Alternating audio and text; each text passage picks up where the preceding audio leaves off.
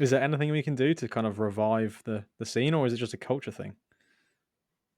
Culture thing. I think we're so against riding a bike, like even 10 minutes to, like even walking, man. Like the traffic here where I live in Addleston is just obscene. And you're walking maximum 30 minutes to a place. Like just mental, man. Like why drive a Land Rover to the place that you want to go? But that's what everyone does. It's like, oh, why are you riding a bike? Because I'm going to get there quicker than you. It's like, yeah. Even though I might not be the fittest guy, but I was talking about it today on the bun run. An average person riding a 10K distance, probably the average to work, right? 10 to 16Ks, right? Maximum 50 minutes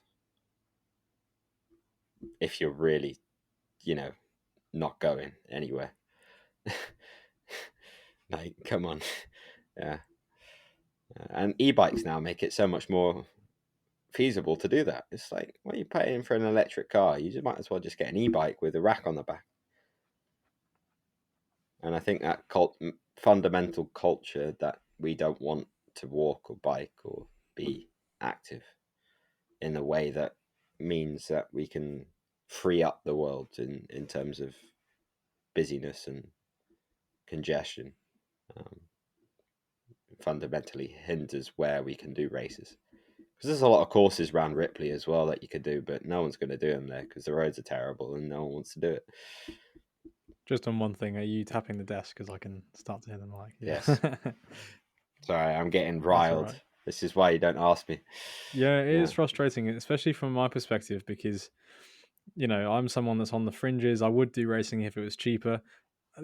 Given Hmm. if I lived in the same scenario as I did, but I was in Belgium, and it was whatever it is, £8 for 10 €10, euros. and then if I finish, then I get half of it You get back. five Yeah, back. then I'd be Hmm. racing every And week.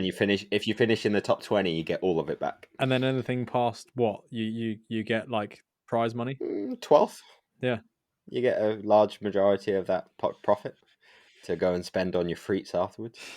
yeah, it's Yeah. frustrating, and I think I mean, I discussed this with Owen Lake on one of my podcasts as well. I actually used as an example as a uni student who wants to race, but it's £30 entry, and you're losing that £30 basically guaranteed if you're entering an E12 as a uni student. Like, not to say, you might get some money back, but even to get in the top three, you're going to equal that cash. You know, you have to get a podium minimum in a quality race to get that back. yeah, I did one race. My last bike race was summer of 2021. I did a 3-4 road race and I got second. So I made a net profit for the 2021 season.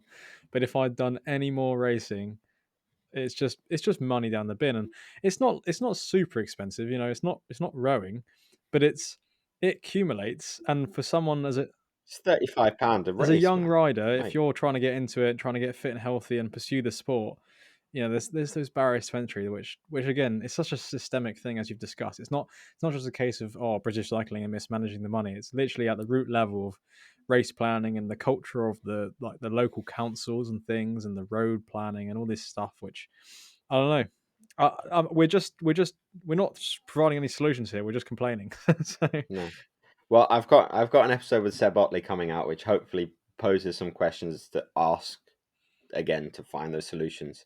So it's very much an open discussion on those fixing those problems.